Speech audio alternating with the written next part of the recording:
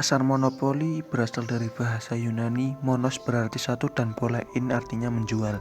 Hal ini dapat diartikan secara luas yaitu sebagai suatu bentuk pasar di mana hanya terdapat satu penjual yang menguasai pasar. Penentu harga pada pasar ini adalah seorang penjual atau sering disebut sebagai monopolis. Sebagai penentu harga atau price maker, seorang monopolis dapat menaikkan atau mengurangi harga dengan cara menentukan jumlah barang yang akan diproduksi. Semakin sedikit barang yang diproduksi, semakin mahal harga barang tersebut. Begitu pula sebaliknya. Walaupun demikian, penjual juga memiliki suatu keterbatasan dalam penetapan harga. Apabila penetapan harga terlalu mahal, maka orang akan menunda pembelian atau berusaha mencari atau membuat barang substitusi produk tersebut. Atau lebih buruk lagi, mencari di pasar gelap atau black market.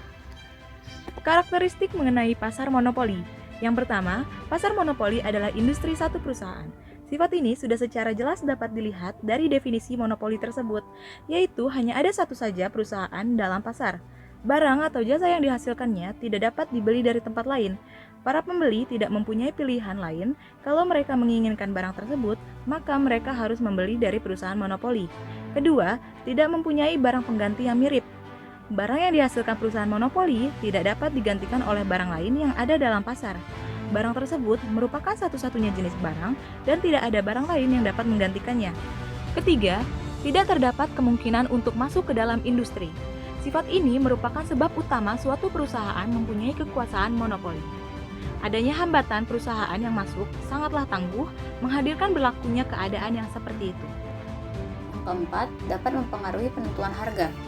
Perusahaan monopoli merupakan satu-satunya penjualan di dalam pasar, maka perusahaan monopoli dipandang sebagai penentu harga atau price setter. Dengan mengadakan pengendalian ke atas produksi dan jumlah barang yang ditawarkan, perusahaan monopoli dapat menentukan harga pada tingkat yang dikehendakinya. Yang keenam, promosi iklan kurang diperlukan. Perusahaan monopoli adalah satu-satunya perusahaan di dalam industri. Ia tidak perlu mempromosikan barangnya dengan menggunakan iklan. Walau bagaimanapun, perusahaan monopoli sering membuat iklan. Iklan tersebut bukanlah bertujuan untuk menarik pembeli, tetapi untuk memelihara hubungan baik dengan masyarakat.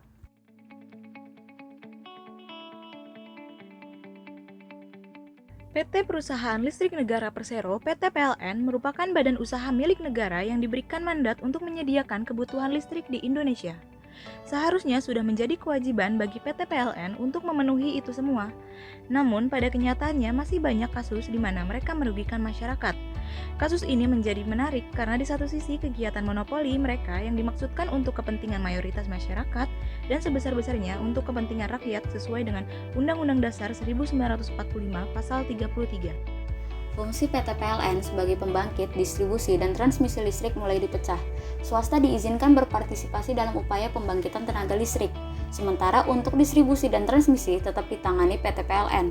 Saat ini telah ada 27 independent power producer di Indonesia, mereka termasuk Siemens, General Electric, Enran, Mitsubishi, Californian Energy, Edison Mission Energy, Mitsui & Co., Baek & Viet International, Duke Energy, Hope Holding, dan masih banyak lagi.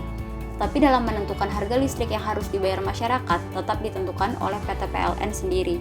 Krisis listrik memuncak saat PLN memberlakukan pemadaman listrik secara bergiliran di berbagai wilayah termasuk Jakarta dan sekitarnya selama periode 11-25 Juli 2008. Hal ini diperparah oleh pengalihan jam operasional kerja industri ke hari Sabtu dan Minggu sekali dalam sebulan.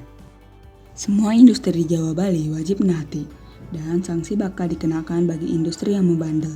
Dengan alasan klasik, PLN berdalih pemadaman dilakukan akibat defisit daya listrik yang semakin parah karena adanya gangguan pasokan batubara pembangkit utama di sistem kelistrikan Jawa Bali, yaitu di pembangkit Tanjung Jati, Paiton Unit 1 dan 2, serta Cilacap.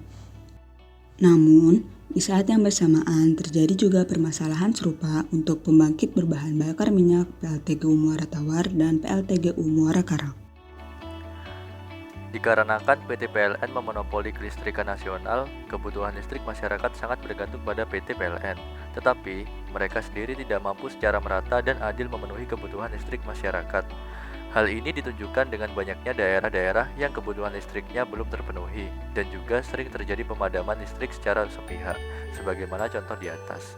Kejadian ini menyebabkan kerugian yang tidak sedikit bagi masyarakat dan investor, jadi enggan untuk berinvestasi. Terima kasih.